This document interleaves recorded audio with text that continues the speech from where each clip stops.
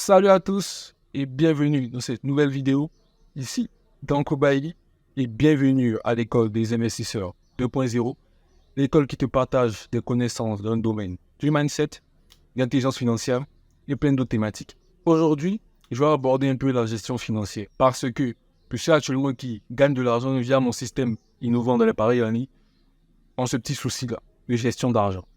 Les gars, vous devez comprendre que quand on parle de richesse, en tout cas financièrement parlant, c'est ce que vous gardez, votre patrimoine, combien vous gagnez, vous gardez plutôt.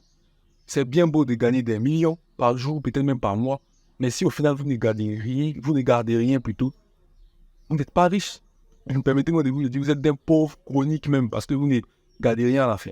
Au moins un petit pauvre, il peut garder quelque chose. Après, c'est peut-être pour consommer après, mais au moins il va garder quelque chose. Mais si vous-même vous ne gardez rien à la fin, même vous êtes un pauvre chronique, c'est-à-dire que tout ce qui rentre, tout s'en va. Et c'est vraiment pas intéressant si vous voulez construire une richesse, en tout cas financièrement parlant, parce qu'il y a la richesse mentale, comment vous percevez généralement l'argent. Et c'est ça qui va vous guider sur les actions, qui va vous conduire, ou qui vont vous créer maintenant la richesse matérielle. Je ne sais pas si vous me comprenez. Donc ici, aujourd'hui, je vais vous parler, je vais vous donner quelques petits conseils. Pas vraiment des gros conseils, hein. Je sais que vous connaissez déjà, mais ça fait du bien de le répéter. Comme mon père le dit, la répétition est pédagogique. Donc, tout d'abord, vous devez avoir un budget. C'est la base. Vous devez savoir, lorsque vous gagnez de l'argent, mais vous recevez une somme d'argent, peu importe la source, bien sûr, combien est-ce que vous allouez à vos dépenses? Combien est-ce que vous allouez pour les plaisirs ou les loisirs? Combien est-ce que vous allouez à l'épargne? C'est très important. Moi, généralement, je fais côté dépenses, parce que les dépenses sont un peu plus énormes, en tout cas de mon côté, généralement c'est 50%. Maintenant, en ce qui concerne l'épargne, 30%. L'épargne, bien sûr, ce n'est pas pour consommer, ce n'est pas pour une consommation future, parce que c'est ce que généralement les pauvres font.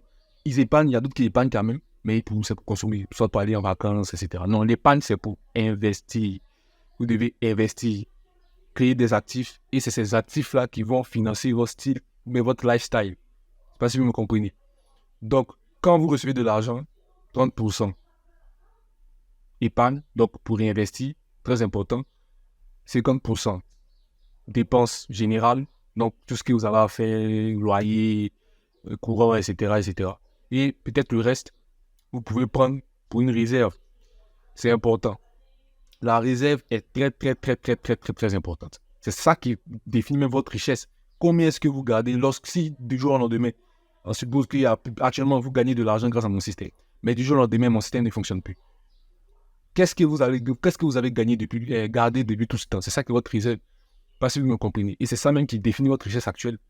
Si vous avez gardé de l'argent et que vous n'avez plus de sous-revenus qui rentrent, vous pouvez vous servir de cette réserve pour vivre toujours. Et c'est là qu'on reconnaît que vous êtes riche. Vous pouvez toujours vivre sans problème, vous ne dépendez pas de quelqu'un. Bien sûr, il faudra rapidement refaire rentrer de l'argent, mais vous comprenez le principe. C'est pour ça qu'il faut multiplier, il faut se diversifier. Et donc, chaque jour, je le répète, la clé de la richesse, c'est la diversification. L'épargne va servir à être réinvestie dans d'autres opportunités pour apporter encore beaucoup plus d'argent. Et donc, grandir votre patrimoine. Et ainsi de suite, et ainsi de suite, et ainsi de suite. Vous voyez, c'est plutôt simple. Comme je le répète toujours, les actions sont très simples, sont super simples, mais très difficiles à mettre en place parce qu'il faut de la discipline. Et c'est là qu'il y a un problème, parce que ce n'est pas tout le monde qui arrive à être discipliné. Je le comprends. J'ai déjà fait une vidéo là-dessus sur comment faciliter votre discipline. Vous pouvez y regarder. Vous pouvez aller voir dans mes anciennes vidéos. On peut faciliter la discipline, même si quand même il va falloir une certaine volonté. Voilà. Donc, vous devez, à chaque fois que vous recevez une source d'argent, garder une partie pour les dépenses. Le pourcentage, c'est vous qui voyez. Moi, c'est juste un exemple que je vous ai donné. Et un pourcentage pour les réserves. Les réserves, c'est ce qui va vous permettre de vivre même lorsque vous n'avez plus de sources d'argent. Donc, payer vos dépenses, etc., etc. Et le reste, pour l'épargne. L'épargne, c'est pour réinvestir. Toujours réinvestir. Donc, vous pouvez chercher d'autres opportunités ou bien vous pouvez rester dans le club des investisseurs 2.0. Il y aura d'autres opportunités qui viendront, notamment dans le trading. Je sais que c'est pas facile pour tous ceux qui connaissent déjà le trading, mais grâce à l'intelligence artificielle que j'ai mis en point, il va trader automatiquement pour vous. Donc, restez en tout cas dans le club. Je dis ça aussi pour ceux qui ne parient pas. Voilà, pour ceux qui ne parient pas, vous pouvez rester dans le club. Il y a d'autres opportunités qui arrivent. Ne vous inquiétez pas. Il y a aussi les crypto-monnaies. On va pas en parler tout dans cette vidéo. Mais vous voyez ce que je veux dire. Donc, j'espère que ces conseils vont aider plus d'un. C'est très important de penser comme ça, de gérer votre argent comme ça. Sinon, peu importe les opportunités que je vais vous présenter, si vous ne gérez pas votre argent comme ça, vous serez toujours pauvre, peu importe l'argent que vous allez gagner.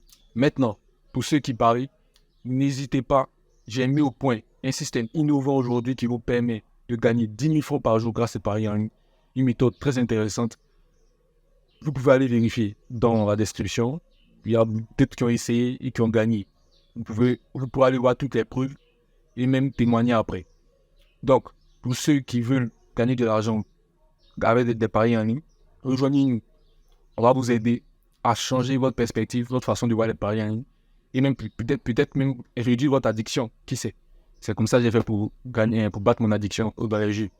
Donc, merci à tous d'avoir regardé cette vidéo. N'hésitez pas à la liker, à la partager, c'est très important. À me faire aussi un retour pour pouvoir m'améliorer. J'ai mis un point d'honneur à toujours m'améliorer, c'est important. Et qu'est-ce que je peux dire de plus? C'était Danko Baby. Et je vous dis bye.